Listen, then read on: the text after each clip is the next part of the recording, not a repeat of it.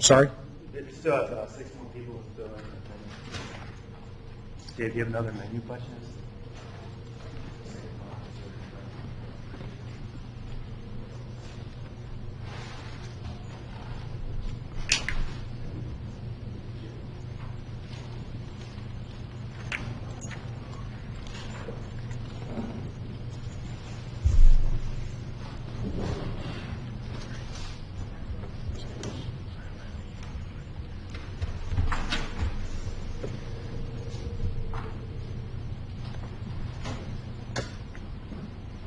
Something on the record very briefly. Yes, sir. We have a couple of minutes. Earlier today, Mr. Mosley made a statement that 911 tape was not provided to the defense.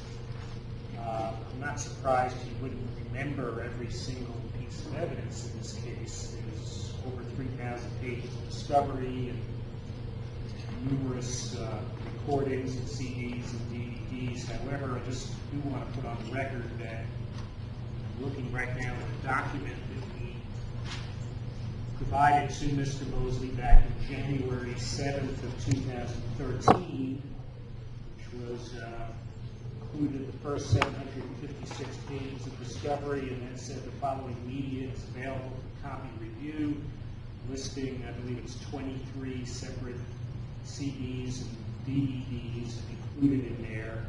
There's CDR for 911 calls and all radio traffic.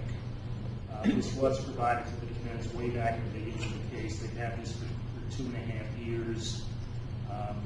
All of the entire 911 call, including radio traffic, the only part that had been played during the trial was simply the part that concerned Amy Scott, which was the very beginning of that. But any suggestion that the defense didn't have this is completely false. Okay. Thank you, sir.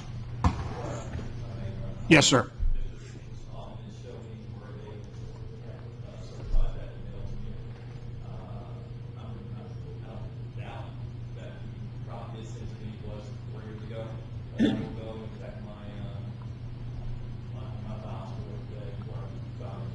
Okay, thank you, sir. The jurors are completing a lunch menu as well as using the restroom. That's what's taking a few moments.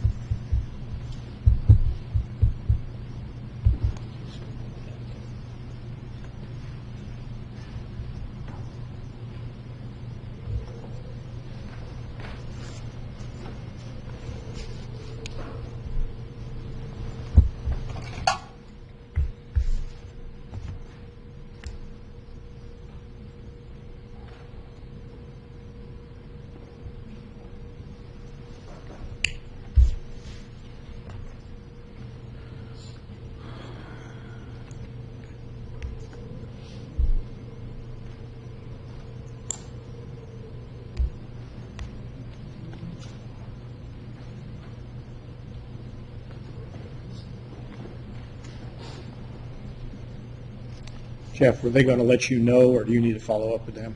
Yeah, no, I had asked them to knock. They're ready. I can check.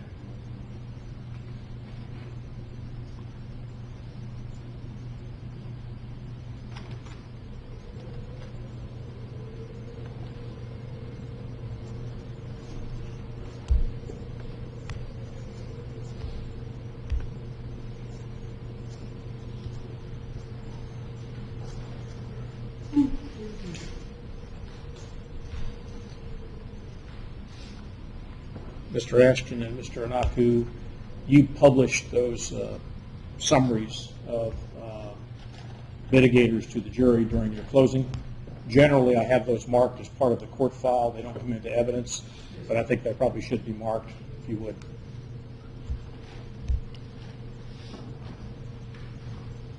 If they're your only copy, we can make another copy later on. Madam Clerk, if you just mark it as for identification.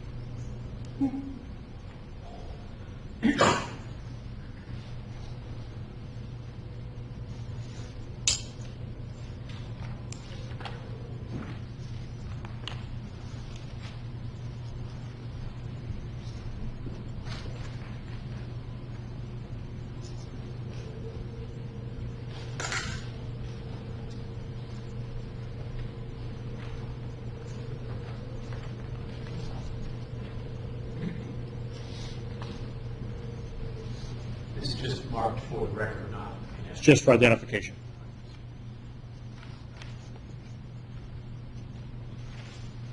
What is the ID number? States is defense. Okay, defense AY are the charts used during closing argument by the defense counsel, published to the jury as a visual aid. That's correct. Thank you.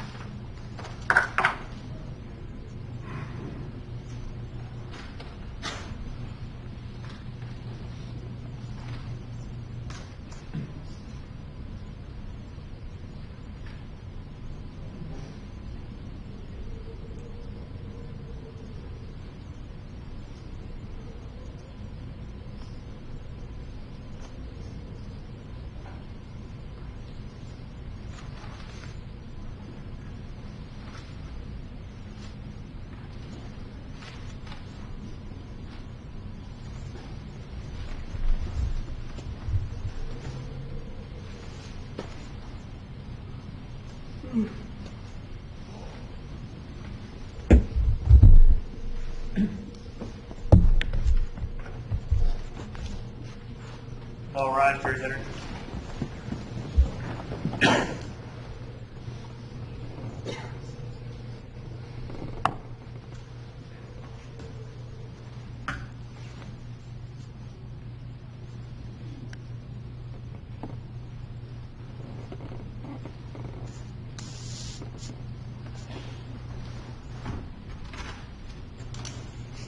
Please be seated. Ladies and gentlemen of the jury,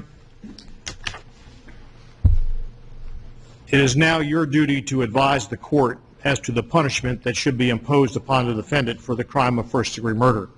I'm going to give you some instructions. I'm going to provide you copies of those instructions. Jeff is going to hand them out. There should be a copy for each of you. Once again, as I told you previously, you may simply lay these on your lap and listen to what the court says, or you may follow along if you wish.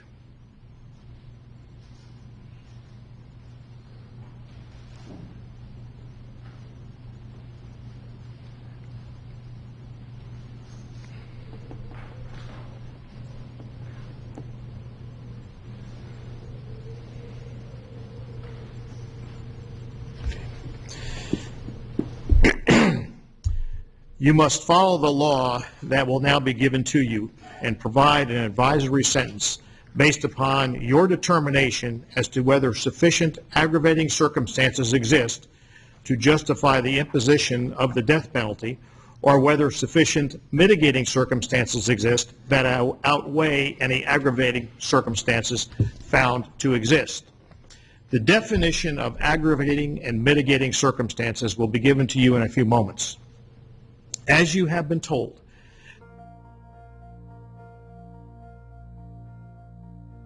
of the judge. In this case, as the trial judge, that responsibility will fall on me. However, the law requires you to provide me with an advisory sentence as to which punishment should be imposed: life imprisonment without the possibility of parole, or the death penalty. Although the recommendation of the jury as to the penalty is advisory in nature and is not binding, the jury's recommendation must be given great weight and deference by the court in determining which punishment is to be imposed. Your advisory sentence should be based upon the evidence of aggravating and mitigating circumstances that you have heard while trying the guilt or innocence of the defendant, and the evidence that has been presented to you in these proceedings. It is up to you to decide which evidence is reliable. You should use common sense in deciding which is the best evidence and which evidence should not be relied upon in rendering and considering your verdict. You may find some of the evidence not reliable or less reliable than other evidence. You should consider how the witnesses acted as well as what they said.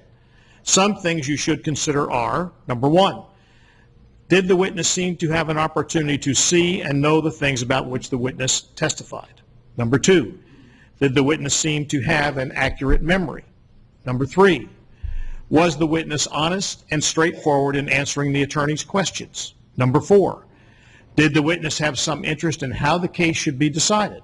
Number five, did the witness's testimony agree with other testimony and other evidence in the case? Number six, had the witness been offered or received any money, preferred treatment, or other benefit in order to get the witness to testify? Number seven, had any pressure or threat been used against the witness that affected the truth of the witness's testimony?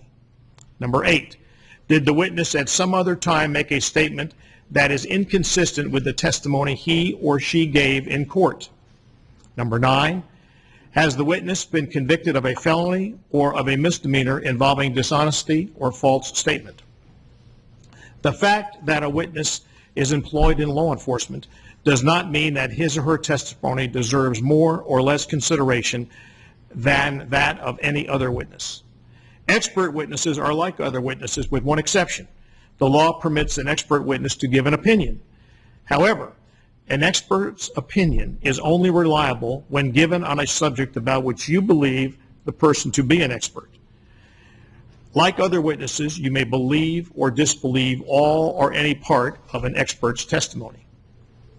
You must consider the testimony of some witnesses with some caution than others, or more caution than others. For example, a witness who claims to have helped the defendant commit a crime, has been promised immunity from prosecution, or hopes to gain more favorable treatment in his or her own case, may have a reason to make a false statement in order to strike a good bargain with the state. This is particularly true when there is no other evidence tending to agree with what the witness says about the defendant. So while a witness of that kind may be entirely truthful when testifying, you should consider his testimony with some caution than the testimony of other, or with more caution than the testimony of other witnesses. A defendant in a criminal case has a constitutional right not to testify at any stage of the proceedings. You must not draw any inference from the fact that a defendant does not testify. It is entirely proper for a lawyer to talk to a witness about what testimony the witness would give if called to the courtroom. The witness should not be discredited by talking to a lawyer about his testimony. You may rely upon your own conclusion about the credibility of any witness. A juror may believe or disbelieve all or any part of the evidence or the testimony of any witness. There are some general rules that apply to your decision. You must follow these rules in order to return a lawful recommendation. Number one, you must follow the law as is set out in these instructions. If you fail to follow the law, your recommendation will be a miscarriage of justice. There is no reason for failing to follow the law in this case. All of us are depending upon you to make a wise and legal decision in this matter. Number two, your recommendation must be decided only upon the evidence that you have heard from the testimony of the witnesses and or has seen in the form of exhibits in evidence in these instructions. Number three, your recommendation must not be based upon the fact that you feel sorry for anyone or are angry at anyone. Number four, remember, the lawyers are not on trial. Your feelings about them should not influence your recommendation. Number five, your recommendation should not be influenced by feelings of prejudice or by racial or ethnic bias or by sympathy. Your recommendation must be based on the evidence and on the law contained in these instructions. Number six, during deliberations, jurors must communicate about the case only with one another and only when all jurors are present in the jury room. You are not to communicate with any person outside the jury room about this case.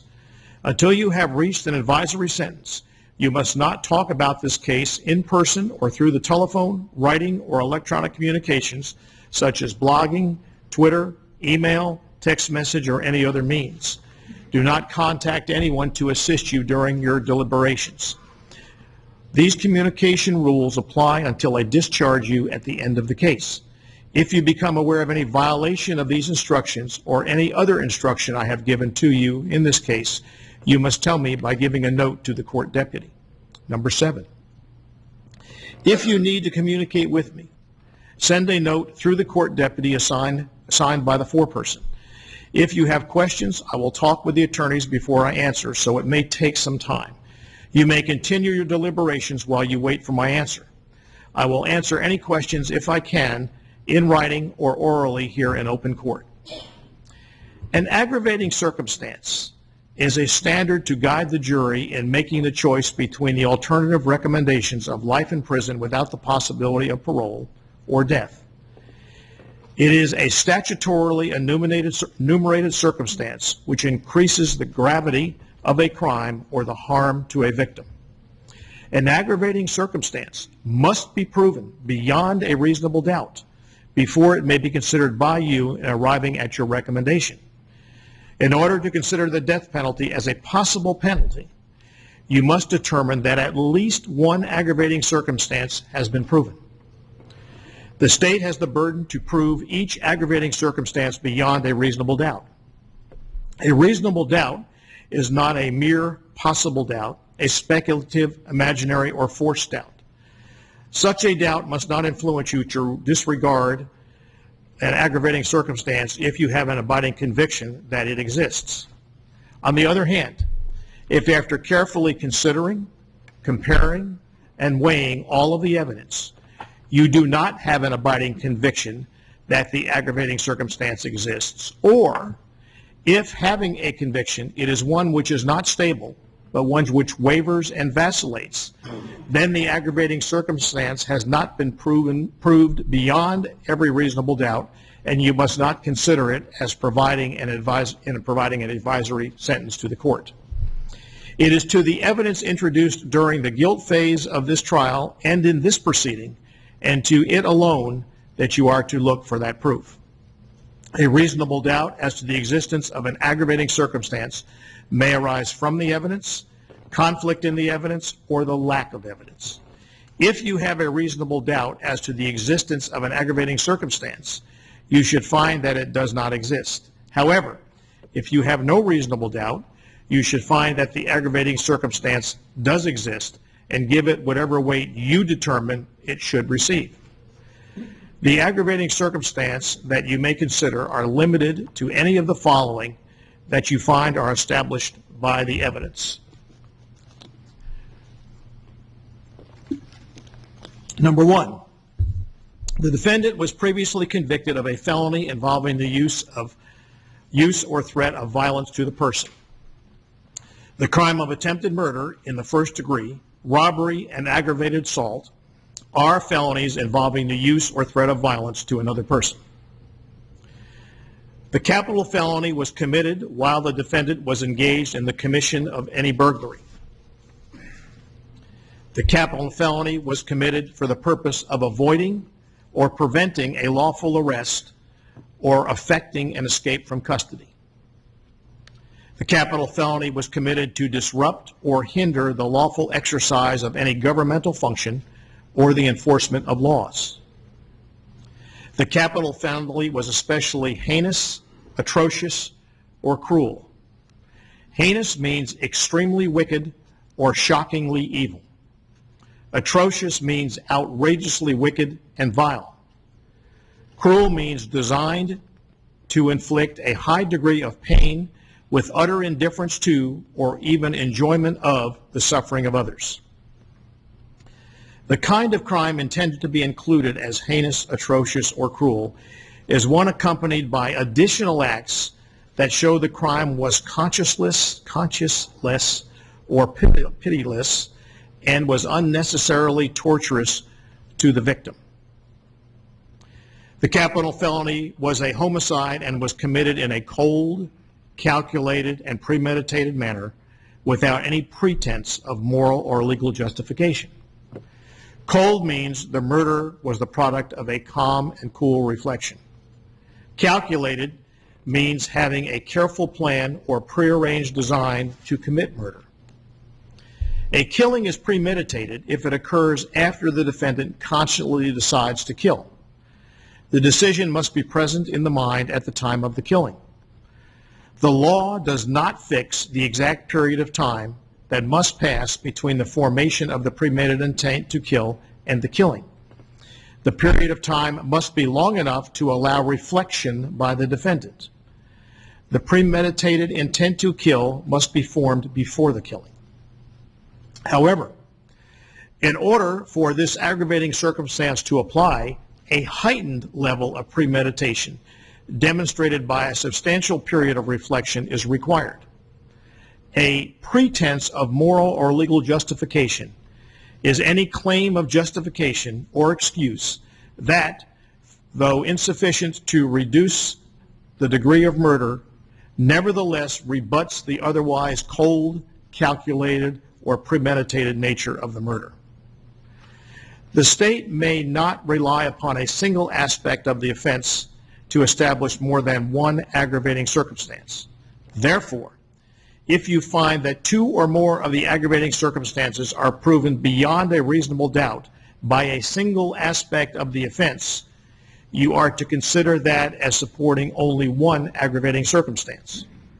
For example, the aggravating circumstance, the capital felony, was committed for the purpose of avoiding or preventing a lawful arrest or effectuating an escape from custody, and the capital felony was committed to disrupt or hinder the lawful exercise of any governmental function or the enforcement of a law, may be considered as being only a single aggravating circumstance.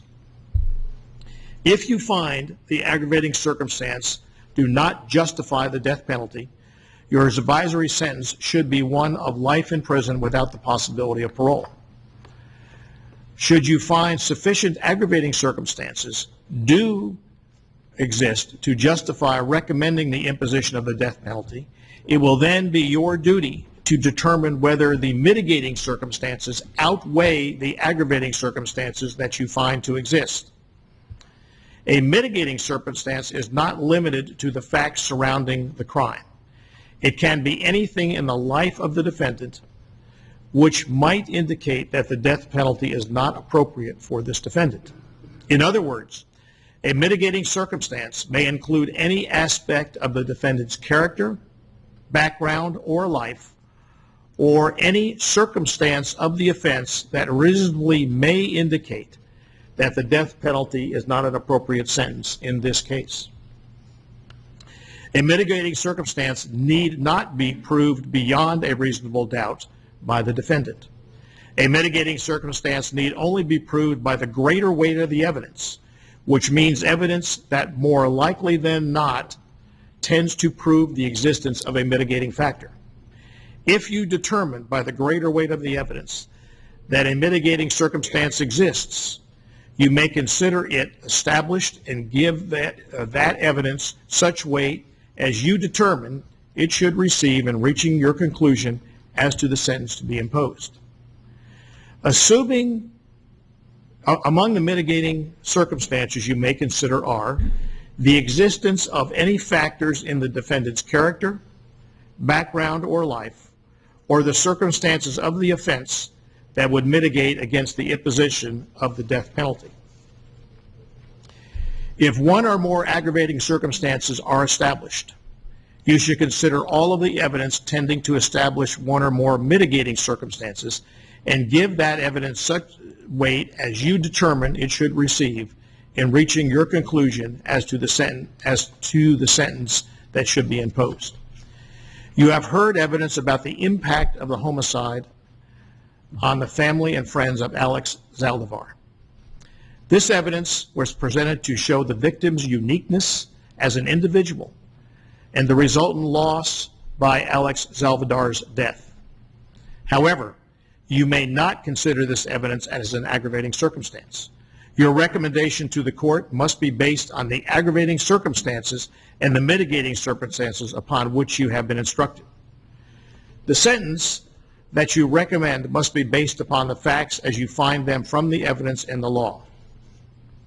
If, after weighing the aggravating and mitigating circumstances, you determine that at least one aggravating circumstance is found to exist, and that the mitigating circumstances do not outweigh the aggravating circumstances, or in the absence of mitigating circumstances, that the aggravating factors alone are sufficient, you may recommend that a sentence of death be imposed rather than a sentence of life in prison without the possibility of parole. Regardless of your findings in this respect, however, you are neither compelled nor required to recommend a sentence of death. If, on the other hand, you determine that no aggravating circumstances are found to exist, or that the mitigating circumstances outweigh the aggravating circumstances, or in the absence of mitigating circumstances, that the aggravating factors alone are not sufficient, you must recommend imposition of a sentence of life in prison without the possibility of parole rather than a sentence of death. The process of weighing aggravating and mitigating factors to determine the proper punishment is not a mechanical process. The law contemplates that different factors may be given different weight or values by different jurors. In your decision-making process, you and you alone are to decide what weight is to be given to a particular factor. In these proceedings, it is not necessary that the advisory sentence of the jury be unanimous. The fact that the jury can recommend a sentence of life imprisonment or death, in this case, on a single ballot should not influence you to act hastily or without due regard to the gravity of these proceedings. Before you ballot, you should carefully weigh, sift, and consider the evidence, realizing that a human life is at stake, and bring your best judgment to bear in reaching your advisory sentence. If a majority of the jury, 7 or more, determine that Bessman Okafor should be sentenced to death, your advisory sentence will be as follows. And I'm going to go ahead and let me show you this. Well, that figures. Is that verdict form appearing on yours? Not yet. Yep, there it goes. Okay.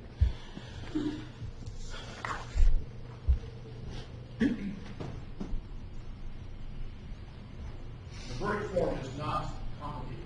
It is one page, as we talked about. And what you have in front of you is the verdict form. You'll see that it has the case name on the left side, the court on the right side, the case number, the division, and the charge that's involved here. And it says advisory sentence as to Alex Zaldivar. There are 2 paragraphs. You would check off one of those. The first paragraph reads as follows. A majority of the jury by a vote of, and you would insert what the numbers are in there, blank to blank, advise and recommend to the court that it impose the death penalty upon Bessman Okafor.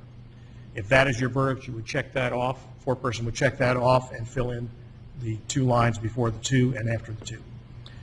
The second one, the jury advises and recommends to the court that it impose a sentence of life imprisonment upon Bessman Okafor without possibility of a parole.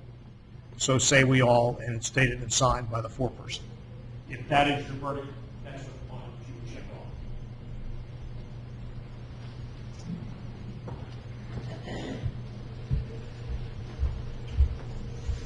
I'm going to leave that up for you while I read the rest of this, and I'll repeat. If a majority of the jury, 7 or more, determine that Bessman Okafor should be sentenced to death, your advisory sentence will be that first paragraph that I just went over with you. On the other hand, if by 6 or more votes the jury determines that Bessman Okafor should not be sentenced to death, your advisory sentence would be the jury advises and recommends to the court that it impose a sentence of life imprisonment upon Bessman Okafor without the possibility of parole, which is the second paragraph available to you there.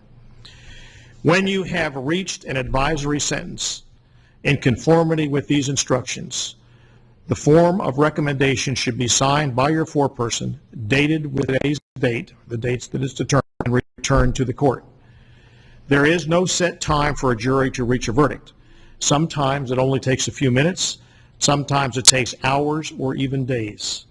It all depends upon the complexity of the case, the issues involved, and the makeup of the individual jury.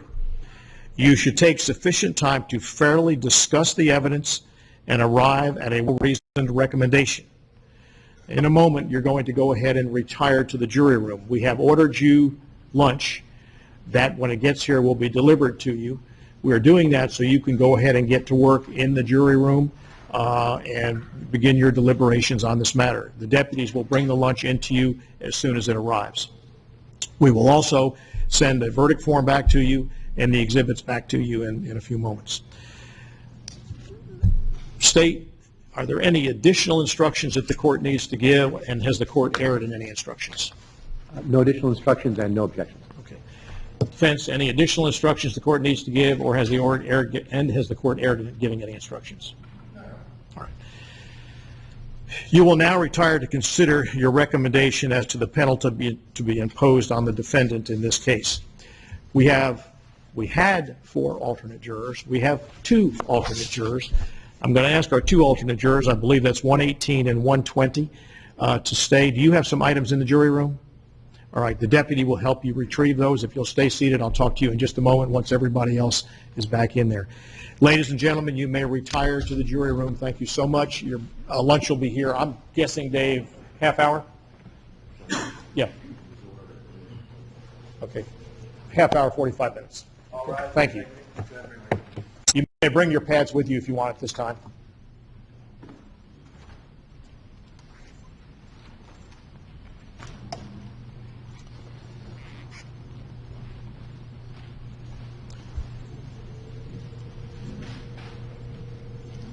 Folks, I'll be with you both in just a moment. Be seated for a moment, please. Let me ask the state and defense, if you would, to double check, actually triple check the verdict form here. It's going back, and also to look at any exhibits that might be there. We're going to go back, make sure all of those exhibits and evidence are back. Do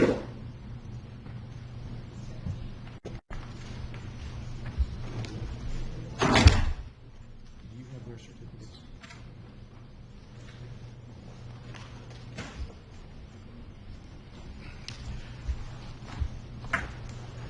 Folks, I'm going to talk to you for just a moment while the attorneys are looking at some things. Thank you so much for your participation and your involvement. Sometimes being the alternate is the best thing in the world because you don't have to go decide the case. Sometimes being the alternate is very frustrating because you've sat for a long time to listen to this case. I usually tell jurors how important the alternate's position is, but you have seen it here. We've had two jurors that could not serve. This case would have been retried if we did not have alternates such as yourself. So your job is extremely important. I'm going to give you your certificates that we have for you. These are more than just the thing that you would get from your second grade teacher in this matter.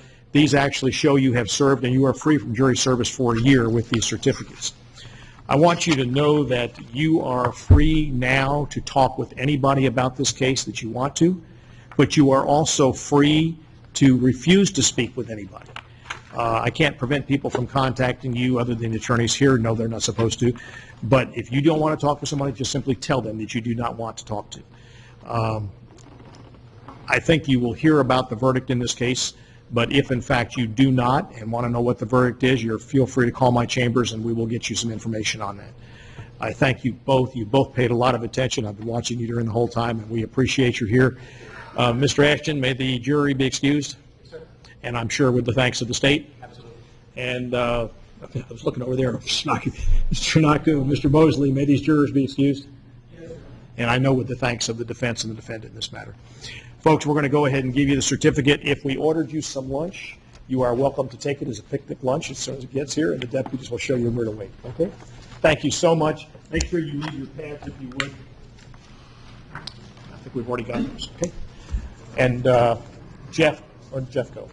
Do we have their items? I think he's getting them now. All right. Mr. Ashton, have you and Mr. Naku looked at the exhibits? Yes, sir. And the verdict form?